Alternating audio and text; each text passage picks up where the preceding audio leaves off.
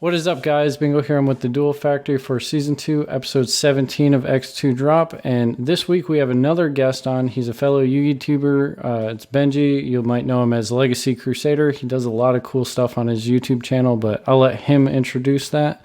And this week's topic is why are the top players always on top, as well as mixing in with the online tournament because of the whole situation going on. But before we get into that, I'm going to toss it over to BenGGie, let him introduce himself. Hey guys, I'm BenGGie. I have a Yugioh YouTube channel. That should make sense. I do two major kinds of videos. I do a how-to series where someone who's an expert with a deck tells me how to play out a deck through a few games on Yugioh Pro. So pretty much we teach decision-making with decks, so you can learn how to play a new deck from scratch. We don't cover like what cards do, so you might have to read those yourself. My other series is a ruling series where I pick a general game and I try and find current situations that those issues occur in and try and explain why certain things happen, with the exception being that Konami says otherwise. That's pretty much what my channel does. All right. How long you been doing the whole Yugi-tubing thing? I don't know, 3 years. But I mean, it started slow. It picks up at different points. Usually, my roommate will get like a YCS top, and I'll post a deck profile, and then I'll get a significant hit. Okay. Who's your roommate? His name's Akeem. He's got 4 YCS tops. He's not that well known. Okay. Well, we had a lot of topics to choose from this week, but with the current state of the game, we always have to take that into account. So we want to talk about online tournaments and why they're different, why they're better, worse, or the risks that are involved, as well as getting into some of the mindset of the top players and like why you're constantly seeing the same names across the board, whether it's in actual physical tournaments or online tournaments, because they've been popping up there as well. So, Joe, I think out of the three of us, you have the most experience definitely in playing in the online tournaments. My first question is, do you feel like they're a good substitute or a placeholder for even locals? Like, where do you think they stand? So, with like online tournaments, what I've noticed compared to, well, especially in my experience with like locals, because you went to the same locals as I do for the longest time, you know exactly how much competition there's actually there. Online tournaments, I'd like to think, if like for a competitive mindset, right? I think they offer a lot more in variety in terms of competition, because I think the skill cap's a lot higher because you have a bigger pool of people to pull from. So that's one thing I do enjoy about it.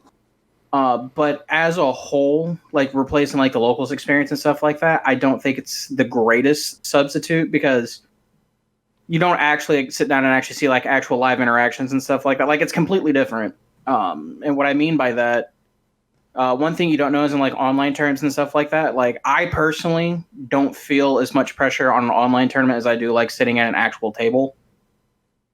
People don't think that makes a huge difference, but I think it does, because it alters how decision trees made. And you can also kind of like, you can get better reads and stuff like that. Whereas online tournaments, one thing I don't like about it, especially like if you're holding on to like hand traps and stuff like that, like you don't realize it, but you're giving away hand information and stuff like that. Whenever you tell someone, like you type in a chat, like you're telling them like wait or like think or something like that. So there's like small nuances and stuff like that happen that I think alters how an online tournament versus working like a locals and stuff like that. But I mean, it just depends on your point of view. But I definitely like that. I think they're more competitive than a regular locals for sure. Okay. I mean, I agree, because there's always been nothing beats a good quality playtesting session in real life. And that's, you see that because whether it's with programs like Yugioh Pro where you're not able to misplay, you can't forget to do something, the game's going to prompt you, or you have less pressure, like you were saying on Dueling Book, to think about your moves and just like you're not giving away any facial expressions, or you're not literally showing your opponent what you're looking at, like your set cards, or it makes a big difference. But BenGGie, this is kind of stemmed from one of your topic ideas. What do you think about the online tournaments as a whole? Well, considering we can't really go out and play in real tournaments, it's the only real alternative right now is to either play for fun online or to play in tournaments on. And I miss playing in tournaments. I got into Yu-Gi-Oh just playing YGO Pro, and it got me to play real Yu-Gi-Oh. And now I just want to play real Yu-Gi-Oh. And the closest thing we have is Dueling Book online tournaments. And I think, assuming they can function as a real tournament would with prizing and judging and timing, it's a great thing to look into and get involved with. Although I'm a little nerve-wracked to enter them. I haven't entered any of them. That I'm concerned about timing. I'm concerned about arguing with people. I actually don't play on Dueling Book ever, just because I refuse to argue with people. Yeah. But because I also know that I can outjudge most judges, and I'm like my local's unofficial judge. So the thought of getting like misruled like scares me, and especially if it's an online paid tournament, a little nervous about what would happen in those. And Joe, you know more about how these tournaments were run, and I don't know how you feel about them, but I'd be concerned to send someone my money and to expect my prize to arrive also. Yeah. No, I get that. I mean, there's a lot of faith that goes into it in terms of like reliably getting their pool prize and stuff like that. But my personal experience from it is like the judges are actually like a lot of them are actually from the actual judging team and stuff like that. You see it at a lot of events and stuff like that. So I mean, they're reputable people, but I 100% get like not getting like correct rulings and stuff like that, because sometimes it'll drive me insane, because I play on the Dueling Book platform actually quite a bit, and it drives me nuts sometimes. All right. My question for you, Joe, since you've actually played in a couple, it's all voice chat through like Discord, right? Yeah, you can either some of them require you to have Discord, or you can't enter at all, but some of them you can do like voice chat Discord, or if the people aren't comfortable being in a voice chat, you can just do regular Dueling Book typing. See, I don't know how I feel about that part, because I was going to say, thankfully, Dueling Book it's naturally a slow platform the way it works on like ranked, where there's no voice chat option and everything has to be typed and it's extremely slow. If you have voice chat, it goes significantly faster. And my biggest complaint with just Dueling Book ranked is a single match can take you an hour and a half if there's a lot of interaction, right? So oh yeah, 100%. What is there a time limit to these? Is it an hour? Is it standard 40? So every single one that I've played since the whole quarantine for nationwide's been basically going out is generally speaking, because of how the platforms usually take a little bit longer to operate and stuff like that, and there can be a lot of miscommunication and stuff like that. Usually the time limit goes from 40 minutes, it goes up to like 50 or 60, depending on who's running the tournament, how big the tournament is, and what the prizing is and all that fun stuff. So they account for the obviously not being familiar with the platform in there. And then a lot of the tournaments, depending on like, for example, I think we were playing an 8-man tournament the other day for, I can't remember what person. I know it was for a Starlight Rare of some sort, but they required you to have the Discord enabled on your computer when you're playing that, because a lot of them, they won't even let you like type in chat or anything like that. It has to be all over voice, or they won't let you play. I mean, if I was running a tournament, I feel like that's how I would do it, because there's a lot less miscommunication or when you are physically talking to somebody. Because how many Dueling Book judge calls have you seen where it's like, I was thinking, or I wanted to activate this, but I couldn't say anything, or that I wasn't fast enough. It drives me nuts. Yeah, I watch that happen so many times, or like someone sits there trying to rule shark. I think the worst is the rule sharks on online platforms, because they make it like incredibly difficult to play, especially like if you hesitate for a half a second and then they try calling you like, no, you committed to it. I'm like, I haven't even dropped a card. Yeah, I had a friend, he was playing in an online tournament, one of our online locals, I guess we have it. And he claimed his opponent said he was okay to enter the battle phase, but then he tried to play Nibiru, and they were not using voice chat, so they had physical typed evidence of the account, which is why I prefer not to do Discord voice chat, because if someone wants to just lie, and you can, because you don't have evidence of what effects were activated. But he tried to say his opponent okayed him to enter battle phase when he only okayed him to summon a monster or something. So there's a lot of issues with going with voice chat, even though it's faster and it's closer to real play. And some of them aren't that bad because some of them actually pay actual resource judges on the actual Dueling Book server and stuff like that, specifically for rulings and stuff like that, because they can access the logs. So it's not as bad, but like there have been situations where that does occur and it's actually awful. Yeah. I think the biggest thing we're getting to is it's definitely not a perfect substitute, and it's extremely far from it. The unofficialness of the tournament, I know that's not really a word, but because it is just third-party sanctioned and they're running it and funding it, it leaves a lot of that room and hesitation, like BenGGie was talking about, where do I want to send $20 to this person that I don't know? I don't know how much they're putting into this. I don't know if I'm going to get my payout if I top. Is it worth it? And what do you guys think about that? I'm open to entering, but probably a smaller tournament as a test run would be what I would want to do. The bigger events, they're tempting to play in, but, going to have some tough competition anyway. It doesn't hurt to start small. But I'm also concerned about things like disconnects and how that would be handled. What happens? I don't know if my opponent's going to claim I disconnected. I don't know how to look into these things. So those are the issues I'm concerned with. Things are outside of my control. But sending someone money, I'm not as concerned with. As long as I get money back, I could be concerned about getting prizes delivered. They can get lost in the mail, or they can just claim it got lost in the mail. Oh, yeah, that's the best. I mean, it can definitely happen and stuff like that, but I think it just goes on based on people's comfortability, because I like playing in the big tournaments. So something about the throw of like the risk and stuff like that, I love that kind of stuff. So like I'm like 100% down to do it.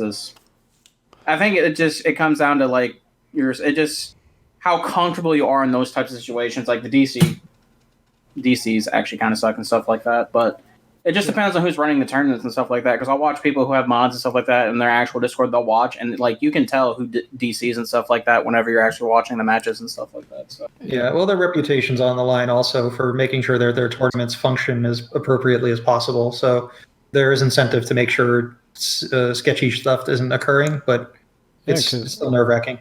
Yeah, we have no idea how long this is going to be the norm, right? It could be the next 2 months, it could be the next year, depending on what happens. Hopefully it's not the next year. That would suck, but that would be awful. They want to establish some way, because I mean, without these tournaments, if no one's playing, people aren't going to be selling as many cards. So there's a lot of secondary and third effects for these companies to make these tournaments function properly, which is a good thing. Now, if we did have a Konami issued program that we can use that offered tournament features, we wouldn't be having this problem because it'd be a lot more official. Obviously there's going to be problems, but that was a topic for another day. So moving on to the secondary part of what I wanted to talk about is the best players. I've been seeing some of the best names pop up in these online tournaments, and thinking about it, it's why are they still consistently topping when there's like the best possible player base always at their feet? They're still coming out on top.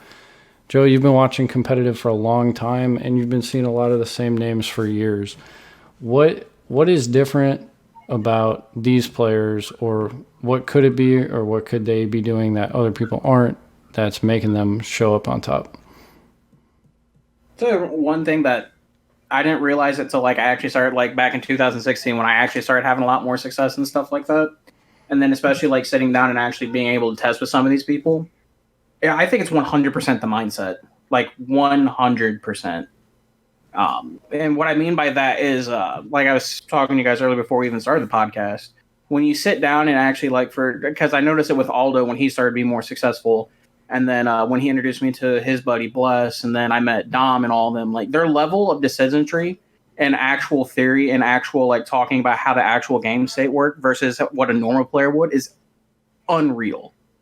Like they're thinking about like even like simple 1 or 2 card interactions. They're thinking about it in like 8 different possible routes versus like a normal player where they're only saying, well, hey, if this happens to me, then I can't do this. And then my turn ends. Like the thought process just isn't there.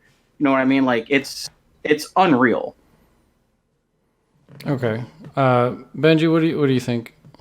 Well, I have concerns about players who are taking turns that are that long to try and work through the millions of possible decision trees for any interaction. I've watched a player like play out 8 scenarios in his head, make one play, get ashed, and then have to do it again. So there's like an unfair use of time when they do take this much time. Sometimes they know they can't do anything and they should really be moving on. But I know that they take a while and they make good plays because of it. And then they continuously do well, and they obviously make more of an effort than other players do to be prepared and to play the long game and to deal with all the matchups and practice more than everyone else. The top 16 players in the point playoff at the North American WCQ last year, like I think out of those top 6, out of all 16 of them, these are the guys who played the most Yu-Gi-Oh in the entire year. I think 8 of them made the top 16 in the NAWCQ. Mm-hmm. So it shows. Yeah, so like obviously playtime and dedication to the game affects performance. There's a lot more to it that goes into that, but just like we've had Dominic Couch on, we've had Aldo Garcia on, and playing the game more than anybody is key. Like you have to understand how the deck you're playing functions as well as every other deck in the format, and you have to know all your options available. Yeah, but then there are also people who, you ever watch I assume you guys have watched the live stream of a YCS before? Yeah. Yeah. Every once in a while you see someone who's there, but they're can't be made. They're doing the only thing they can do to win, which is to make an illegal play. And then you question, why did they even attempt this play? Or are they aware that they can make this play? Like, that's something I have a concern with. Like, I watched a friend of mine, even on the live stream, he activated a card you can only use once per turn, twice in the turn, because his play got messed up. So, I have a concern that players do well because they get away with making plays. I'm not saying that that's the norm, but I know sometimes people do well because of things like that. I'm sure there is. And I mean, I don't know how consistent you see it with like other players and stuff, especially like the top tier players and stuff like that. Because you have a lot of people understand, like they understand exactly how their deck works. But then I've seen it just like you said, like I watch Cody Angeloff streams a lot, right? And I'll watch him play the best decks. Like right now, he's been playing a lot of Animated deck, and there's like a lot of like 1 or 2 card interactions that he just didn't realize that he couldn't do and stuff like that. So I mean, like it happens to everyone. I don't know if it's kind of hard to tell if they're doing it maliciously, though. That's the key. Yeah, I think is what we're trying to get at. You can't tell if someone's trying to be malicious or they're trying to now. If they have a history of doing it and stuff like that, and obviously some people will keep track of that and stuff like that, then I think it becomes more publicly known, and then you stop seeing the success of those people. So I think it'll naturally weed themselves out. But in terms of like the actual competition now, I think the people who are consistently topping, me personally, I don't think that's what's happening. But I mean, just taking it back off the pro scale, I know we've all probably been at a regional and sat next to somebody that definitely deliberately made an illegal play and was trying to get away with it. And I know I've reached or I've leaned over and said, "Hey, you can't do that. I know I'm not supposed to interfere, but that's an illegal activation." And like you can visually see the frustration on their face. It just makes me so happy. I love it.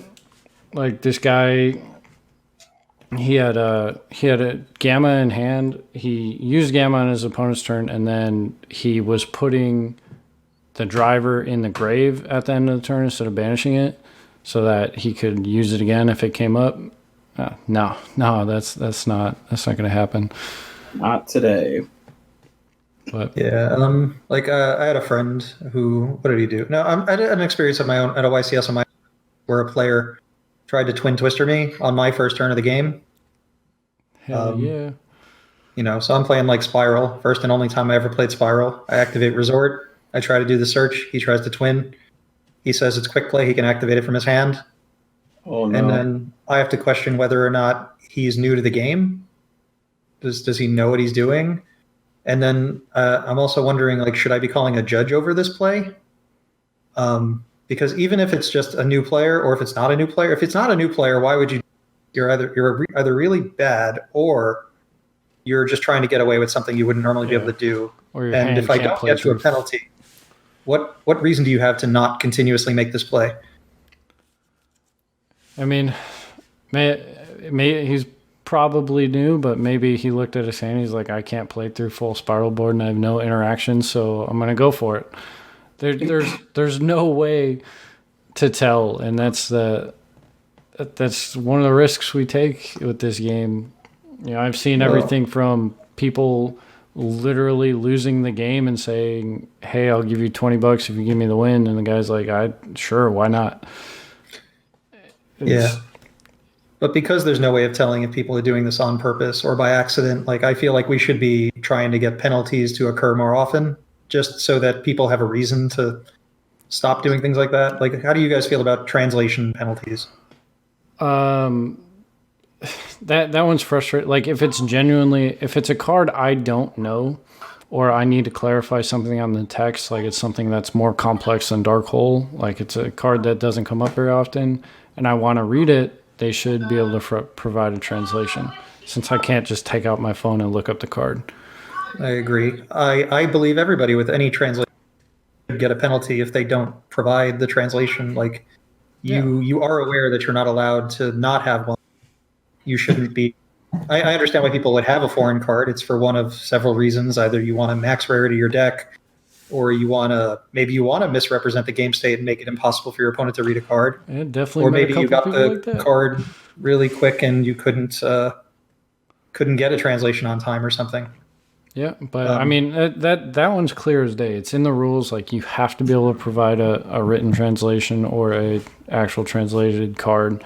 So I don't feel bad about calling a judge on that one. I don't know. Me personally, I don't care, especially if you have like an actual understanding of the card. Especially like, because I'll watch people, and I think it's stupid. I've watched this happen several times. Like, someone activates a Twin Twister towards the end of the game. The dude's activated like 2 or 3 times. The other player clearly knows what it does, but then randomly he'll ask for a translation because he knows it doesn't lose in situation. Yeah, see, like, I've seen that happen. That's shocking. But yeah, you're not allowed to abuse game rules to get wins. So I know a guy. What did he do? It happen all the time, though. That's the problem. I knew a guy who knew his opponent had activated both effects of what's the bubble, the liquid man, the elemental hero. Yeah, elemental hero and liquid soldier. You can only use one of its effects per turn, right? Yeah, they're both hard ones per turn. So someone I knew, he waited long enough to let his opponent activate both effects, and then called the judge over, and they both got a game loss for what do you call it? For not maintaining the game state. Mm-hmm. But he didn't call him over right away. Yeah, no, I don't know. If it was up to me personally, you would only be able to play one language, and depending on where you are, that's how I would personally like to see things. So then you don't have the problem at all. But yeah, yes, I could see that, but that's really frustrating. Let's say you had 39 French cards and you could only get the last card in English. Like, okay, well, now you just can't play that last card. Well, then you should translate your one card. But yeah, I'm fine with people translate. I wish we could translate Japanese. Yeah, I really wish we could use OCG cards. They're gorgeous. But they're beautiful. I will give you that. But I know for a fact there's people out there that use something as simple as translations, and people not knowing every card in the game to their advantage. My absolute favorite story is the guy who took Paleo Frog to a regional and would consistently banish, and he told me this after a regional, he would banish Totally Awesome off of Ronin Totem. That story kills me every time. It's like my opponent never questioned it because all my stuff's in French. And it's like, okay, man, but like you are actively cheating at that point.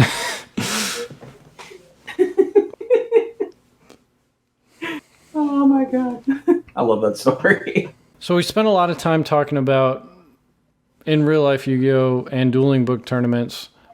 Now we had the best automated simulator, which is like it's got a lot of benefits and things that aren't so good about it. But we just got a new variant, which is, what's it called? YuGioh. Project Ignis Edo Pro. Yeah, whatever he just said. There's a lot of problems with it, but with automated simulators, there's definitely benefits to it, and especially when it comes to learning, like you do over on your channel, BenGGie, and just walking people through decks, as well as just not having to deal with manually typing out stuff. There's also no argument over the rules at all. Rules, for the most part, or even if they're incorrect every once in a while because they haven't fixed a mistake, they're at least sort of agreed upon how it's going to work because the program's going to do it the way the program's going to do it. You can't argue. Yeah, you can't fight it.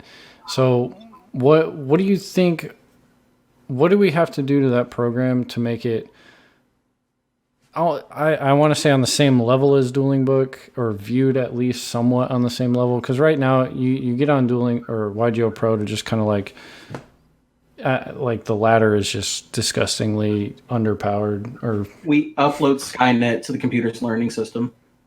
Well, at the moment, you can. There's a Discord server that runs like an online locals. They use Edo Pro at the moment. There's a couple of features with Discord that you can use, like you can host games where you only play people you know or only play people in the Discord server. Really? Yeah. Like, I don't know. I'm going to just show you an example real fast, but obviously it's a terrible thing for podcast listeners. But at the moment, I can just post a game invite into our Discord. So if we were playing in a tournament, you can literally join my game. So I can limit it to people in a server and try and restrict myself from playing every goofy person on the planet playing, Rainbow Neos Turbo. And by the way, meta now. Yep. Rainbow Neos. Yeah. Well, he has an effect that's relevant to all three parts of the board. So what do you think the biggest downside is to an automated simulator? It has to follow a set. It has to be made one way, and in a world where there are three. We have OCG Yu-Gi-Oh, we have TCG NA, and we have TCG EU. And that's something that can't be overcome with a simulator unless the simulator is designed to be modified to handle all three variations. So that's already a dispute. This new one does have some settings you can modify. So currently, there's a new rule in OCG Trap Monster. You can turn that on or off if you want to play TCG. Although it makes it look like you're playing a custom rule set when you're playing on YuGioh Pro, which is weird. You don't want to look like you're playing a custom set when you're just trying to play TCG settings. So there's a couple settings like that you can turn on and off. There is at least one or two things I know you can turn off, which is a little annoying. Specifically, there's a rule that says in OCG that trigger effects that activate in the hand are treated as quick effects. So they kind of activate out of place in following the fast effects timing chart, which is an annoying problem.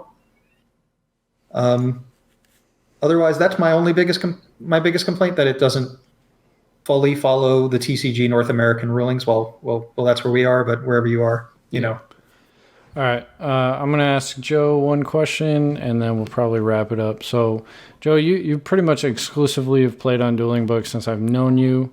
So why do you gravitate towards that versus YuGioh Pro or the new one? Me personally, I like the freedom of basically. So, to me, Dueling Book is the best simulator for actual tabletop Yu-Gi-Oh! And not that I have anything against like Edo Pro or like Percy or like any of those or anything like that. I think Omni Simulator would be really good. The problem with automated simulators and stuff like that is they have to follow like directions like to a T. And what I mean by that is I'm a victim of what I like to call fat fingering a lot. And there's no taking back like something clear that you didn't want to do or anything like that. Whereas in like a thing like Dueling Book and stuff like that, like there's a lot more freedom in terms of what you can actually do and your actual card interactions and stuff like that. And you're not like committed to like something that clearly you would never do in an actual tournament setting, but you did it anyway. You know what I mean? Yeah. That's why me personally, like Dueling Network was my personal favorite, and then we have Dueling Book, and I prefer playing on Dueling Book now than any other service. But obviously you have to deal with other people not knowing how the game actually works, so that's mildly frustrating, but you get over it after a while. I'm not gonna lie to you. Especially when we're just playing to just kind of refresh or like test for an event. We'll be walking through the misplays as they happen, so it's like, oh, I shouldn't have placed this in this column, or I should have summoned this here, and we'll fix it as we go to make the optimal play, and that's not really something you can do on YGO Pro. No, it's impossible. I like doing test hands on YGO Pro or learning a new deck. That's my biggest thing, is just if I've literally never seen this stack of cards before and I read them, but I don't really fully understand how they interact. Like, that's when I'll jump on YGO Pro. I personally play YGO Pro exclusively because I refuse to argue with other players unless I have them on voice chat. But YGO Pro, I find, even if you don't like the potential accidental misclicks, I mean, they happen on Dueling Book as well, and your opponent can argue to hold you to a play. You know, you can stop at some points in both programs. Yeah. And misclicks happen and misplays happen, and everyone should be misplays. But you can play such a significant amount of games on YGO Pro. Time you can play them on Dueling Book. Yeah, Dueling You get a Book lot out of that is too. So freaking long. That's my biggest complaint with it. I played 20 duels while we did this podcast. Oh man. All right. Well, that is 30 minutes, so we'll call it there. Joe, you got any final thoughts on what we talked about today? We kind of jumped all over the place, but I actually really enjoyed it. I mean, I enjoyed the topic. I hope everyone else enjoyed the topic. There was always my classic line that Douglas French has 0 sauce. As always. So, BenGGie, it was fantastic to finally have you on here. For those of you that don't know, the overlay that I've been using for damn near a year now, feels like he made no charge. He just kind of messaged me out of the blue, and I've been using it ever since. So I appreciate it. Glad to have you on, and I mean, hopefully we do some small stuff in the future as well. Of course, happy to be here. Happy to give a thumbnail that I don't hate. All right. So if you guys have enjoyed the video, please remember to check out Legacy Crusaders YouTube channel and come back next week, I guess. Peace out. Hey, bye.